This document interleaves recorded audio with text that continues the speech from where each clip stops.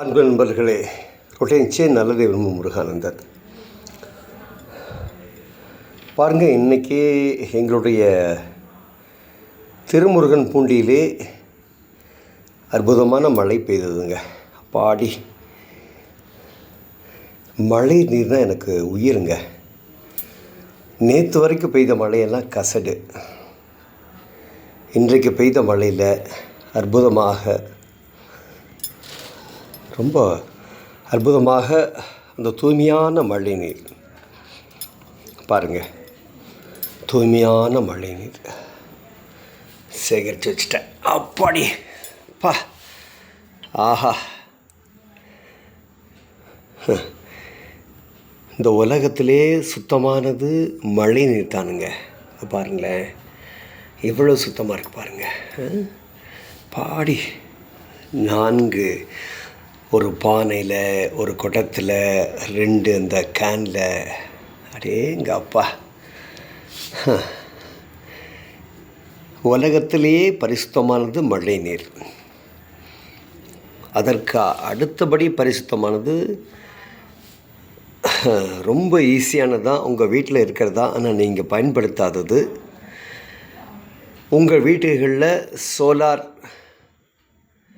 மேலே பொறுத்திருப்பீங்க இல்லையா, அந்த சோலார் ஹீட்டர். அந்த ஹீட்டர் எப்போவுமே சூடாக இருக்கும், பயங்கர சூடாக இருக்கும். அப்போது அந்த சோலார் வாட்டரில் பார்த்திங்கன்னா, உப்பு தண்ணி, நல்ல தண்ணி எது போனாலும் அந்த சூட்டில் கிட்டத்தட்ட கொதிக்கிற சூடு. நீங்கள் கையை வச்சிங்கன்னா, மதியானம் கையை வச்சிங்கன்னா கொதிச்சிடும், அப்படியே சுட்டுரும் கையை.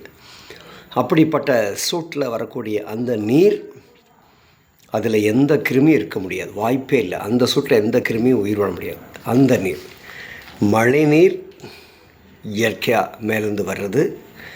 அப்புறம் அந்த சோலார் வாட்டரில் நீங்கள் பயன்படுத்தக்கூடிய அந்த நீர், இது அதுக்கு மழை நீருக்கு அடுத்தது இதுதான். நான் எப்போவுமே மழை நீர் இல்லைன்னா அந்த சோலார் வாட்டர், அந்த சூரிய வெப்பத்தில் தகிக்கின்ற அந்த நீரைத்தான் நான் என்னுடைய குடிநீராக பயன்படுத்துகின்றேன். மட்டுமல்ல, நான் சமைப்பதற்கும் அதைத்தான் பயன்படுத்துகின்றேன். இன்னும் ஒன்று சொல்லட்டுமா? அந்த சூடான நீரில் உங்கள் வீட்டில் வாங்கி வச்சுருக்க பாருங்கள் அரிசி, அதை போட்டிங்கன்னா கிட்டத்தட்ட ஒரு அரைவாசி காவாசி வந்துடும். அப்புறம் எடுத்து கேஸில் நீங்கள் உபயோகப்படுத்திக்கங்க. இன்றைக்கு கேஸ் விலை எங்கேயோ போகுது. அருமையாக நீங்கள் மிச்சம் பண்ணலாம். ஆக மழை நீரை எப்படியாவது நீங்கள் இப்படி சுத்தமாக சேகரிக்க முயற்சி பண்ணுங்கள். இல்லைன்னா மேலே ஒரு சோலார் வாட்டரை உங்கள் வீட்டுக்கு மேலே போட்டிருப்பீங்க நிறைய வீடுகளில். அந்த நீரை பயன்படுத்தி பாருங்கள்.